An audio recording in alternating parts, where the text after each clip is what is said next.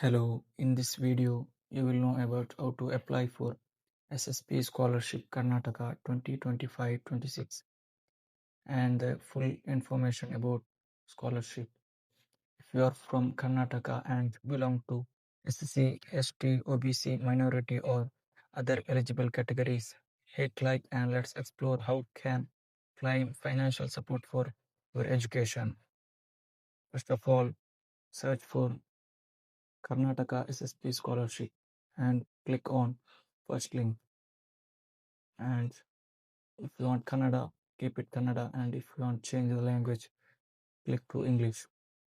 If you are first for applying SSP Scholarship Karnataka, you have to click here.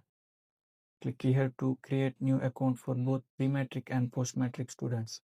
Pre-matric meant to be 1 to 10th class and post-matric after 10th. Student who have not applied yet created an account in SSP must create an account before applying. By clicking into it, enter your Aadhaar details and create account. The credentials will be sent to your mobile number. After your account is created, click here. If you are pre-matric, click on pre-matric scholarship. If you are post-matric, click on post-matric scholarship. The process are same, some minor changes will be there. If you are forgot the password, click on forgot password and enter details and your password will send to your mobile number. To know SSP ID, click on it, know your SSP ID.